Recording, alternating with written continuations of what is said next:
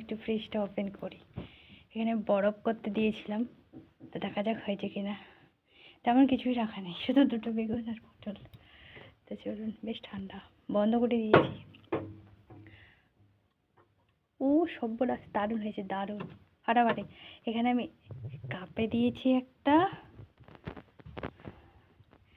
একটা বাটিতে। ভেবেছিলাম একটা শিব ঠাকুর বানাবো। ওয়াও, চলুন এটাকে একটা ভাগে একটু বন্ধ করে দেই।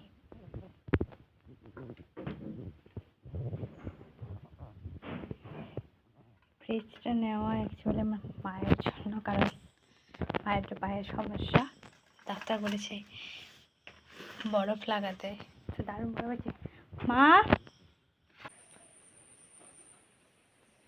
তো বন্ধুরা, কালকে আমার মা হাটে গিয়েছিল, হাট থেকে এই জিনিসটা নিয়ে এসছে। আমি ভাবছিলাম এটা তালের গুড় হয়, কিন্তু এটা তালের গুড় নয়। আমি আমার মনে মনে ভাবছিলাম যে তালের গুঁড়ো দিয়ে বেশ করে মুড়ি খাবো আজকে। আমার মা নেই, আমার মা ডাক্তার চিকিৎসার জন্য গেছে, আমি বাড়িতে আজকে একা আছি। তো মা কালকে দেখা হয়নি, আজকে দেখলাম, তো ভাবলাম যে মুড়ি দিয়ে খাবো। তো দেখছি এটা খাট সাবান। দেখুন, এই কাপড় কাচার সাবানগুলো হয় না, আমরা এটাকে ঢেল সাবান বলি। তো আমি আম নিয়ে বসে গেছি। এখন বাঙালির শুধু আম আর আম, মানে আমাদের মালদাতে সকাল সন্ধ্যা সবসময় শুধু আম। আমি আম মুড়ি নিয়ে বসে গেছি, আম মুড়ি খাবো সকালের খাবার। তো আমি চলুন একটু আপনাদের ফুলের গাছগুলো দেখাই, কালকে লাগিয়েছিলাম মা মেয়ে মিলে। এই বর্ষার দিন তো, ওই জন্য সমস্যা নাই কোনো কিছুর, মানে অটোমেটিক হয়ে গেছে, জল ঢল দিতে হয় না, মাটিটা এমনি ভিজাই আছে। এই গাছটা একটু কেমন যেন লাগছে, ঠিকই আছে। এখানে আবার আমার দুটো গাছ লাগিয়েছে, দেখুন এটা গাছ লাগার জায়গা, নিমের গাছের কাছে লাগিয়েছে। এটা রাস্তা, চাটার গেটে তালা দিয়ে রাখবো। বাইরের থেকে রেখেছেন, বাইরে থেকে যেন এসেছিল, বাইরে থেকে লাগা আছে। এটা ভিতর থেকে আমি লাগাবো, আর তালাটা লাগিয়ে দেবো যাতে ভিতরে কেউ না আসতে পারে। আমাদের ফাঁকা বাড়ি তো, কে কখন চাটার এপারে ঢুকে যায় ফুল তুলতে। ফুল তুলে ভালো, তুলুক, কিন্তু কারোর জায়গায় তো আসাটা ঠিক না বলুন। তাই জন্য আমি চাটাটা লাগিয়ে দিয়েছি, এখন কেউ আর ভিতরে আসতে পারবে না। আমি গ্যাসটা একটু পরিষ্কার করে নিচ্ছি, কারণ একার জন্য আর একাতে ভাত রান্না করার ইচ্ছা করছিল না। মা নেই, মা থাকলে হয়তো একাতেই রান্নাবান্নাটা সেরে নিতাম, কিন্তু একার জন্য আর একাতে ভেজাল করার মন করছিল না, ওই জন্য গ্যাসটাকেই পরিষ্কার করে নিচ্ছি। আজকে গ্যাসেই রান্নাবান্নাটা সেরে নেবো। আজকের ভাতের জল বসাবো, ওই জন্য হাঁড়িতে একটু জল নিয়ে নিচ্ছিলাম।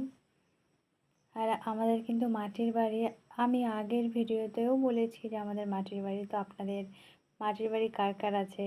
মাটির বাড়ি, ইটের বাড়ি ভালো, কিন্তু মাটির বাড়ির মতো না স্বাদ হয় না, জানেন তো। মাটির বাড়ির স্বাদটা একদম পুরোটাই আলাদা।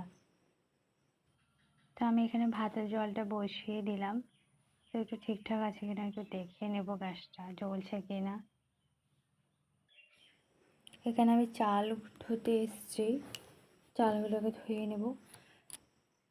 তো আমার একটাই রিকোয়েস্ট, যারা আমার ভিডিওগুলো তোমরা দেখো, তো প্লিজ আমাকে একটু সাপোর্ট করো, সবার কাছে আমার ভিডিওগুলো পৌঁছে দিও। আমিও ইউটিউবে কাজ করতে চাই, ইউটিউবে ভিডিও আপলোড করতে চাই। তো প্লিজ আমাকে সাপোর্ট করো, আমার পাশে থেকো। আমিও কথা দিচ্ছি যে আমি আপনাদের পাশে থাকবো। তো আমার চালগুলো ধোয়া হয়ে গেছে, তো আমি হাঁড়ির মধ্যে দিচ্ছি।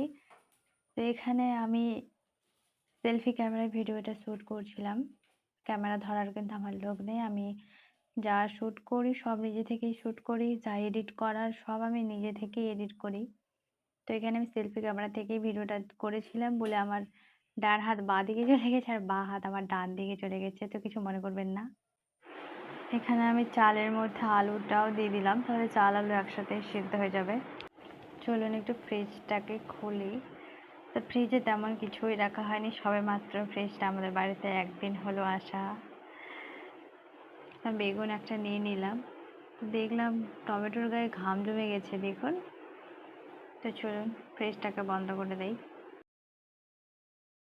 এখানে আমার বেগুনটা আগে কাটা হয়ে গেছে, তো আমি নুন আর হলুদ দিয়ে এটাকে ম্যারিনেট করে কিছুক্ষণের জন্য রেখে দেবো। ততক্ষণে আমার ভাতটা হয়ে যাক। ভাতটা হয়ে গেলে আমি এটা ভাজাতে বসাবো। রান্না করতে করতে হঠাৎ মাঝে বৃষ্টি চলে আসলো। বৃষ্টি আসছে, আবার বৃষ্টি থেমে যাচ্ছে। আমি একটু আলুর পাঁপড় ভেজে নেব। এই আলুর পাঁপড়গুলো আমাদের বাড়িতেই তৈরি, আমিই করেছিলাম। তো পাঁপড়গুলো একটু ভেজে নেব। আমি এখন বেগুন ভাজিটি চাপালাম, তো দারুণ ফুটছিল, প্রচণ্ড ভয় লাগছিল, কারণ এক হাতে আমি ক্যামেরা ধরে আছি আর এক হাতে আমি বেগুন ছাড়ছিলাম। তো কিছু করার নেই, আমাকে ওইভাবেই ভিডিওটা শ্যুট করতেই হলো। আমার বেগুনগুলো দেওয়া হয়ে গেছে। আমি এখানে লবণ হলুদ তেমন কিছুই দিইনি, কারণ আমি আগেই দিয়ে রেখেছিলাম, ওই জন্য এখন আমি কিছু দিলাম না। আমি জাস্ট শুধু ঢাকনা দিয়ে রেখে দিব, নিজে থেকেই সিদ্ধ হয়ে যাবে, জল দেওয়ার কোনো দরকার নেই, আর পাতলা করে কাটা আছে। তো আমি একটু আলুর পাঁপড় খাই, কেমন লাগে। আমি চান ধান কমপ্লিট করে পুজোর জন্য কিন্তু চলে এসেছি এখানে। আমি মহাদেবের মাথায় বেলপত্র দিয়ে জল দিচ্ছিলাম। তো পুজোর শেষে আমি আমার রাধা মাধব, শ্রী চৈতন্য মহাপ্রভু, বৃন্দাবতী, আমার বাবা ভোলানাথকে দেখিয়ে দিলাম। তো আমার পুজো শেষ। তো কেমন হয়েছে বন্ধুরা? আমার চান ধান, পুজো পাঠ, খাওয়া দাওয়া কমপ্লিট করে আমি এখন যাচ্ছি আমাদের মহারানী আমাদের কাউকে জল খাওয়াতে। তো আমি আপনাদের ডোবাটা কেটে শেয়ার করে দিলাম। ডোবার জলটা একদম পুরো ঘোলা হয়ে গেছে বৃষ্টির জলে, আপনারা দেখতেই পাচ্ছেন। ওই যে আমাদের মহারানী আমার দিকে চেয়ে আছে। তো ওরা পশু হতে পারে, কিন্তু ওরাও বোঝে যে কষ্ট কি, ওদেরকেও আনন্দ দিতে মন করে, ইচ্ছে করে। আমার দিয়ে একদম চেয়ে আছে, কারণ অনেক বড় বেলা হয়ে গেছে, এখনও জল খাওয়ানো যাওয়া হয়নি। তো চলুন যাওয়া যাক। বেচারি কষ্ট পাচ্ছে, আকাশটা মেঘও করেছে ভারী। আমি এখানে প্লেন জলের সাথে মার জল আর একটু লবণ মিশিয়ে নিয়ে এসেছিলাম, যাতে গরুটা ভালো করে খেতে পারে। তো খাচ্ছে, খাক। তো সামনে প্রচুর মেঘ লাগিয়েছে, পিছনে আবার মেঘ লাগায়নি, পিছনে একদম রৌদ্র। তো আকাশের তো এই তফাৎ। তো চলুন একটু আমি খোটটাকে তুলে নিয়ে আসি। তোমার খোট পোতা হয়ে গেছে, তো ঘাস খাচ্ছে, ঘাস খাক। তো আমি বাড়ি যাই, চলুন। গাছটাতে পেয়ারা ধরেছে অনেকগুলো, ওটা দেখতে পাচ্ছি, চলুন খাওয়া যাক। এই যে এখানে একটা আছে, পেকে পেকে গেছে, এখানে একটা, ওখানে একটা। তবে এটা খাবো করে। আরও অনেক দূরে আছে, ওগুলো লাগাল পাচ্ছি না, পরে ওগুলো লাঠি দিয়ে পারবো। দাঁড়ান, এটা খাওয়া যাবে?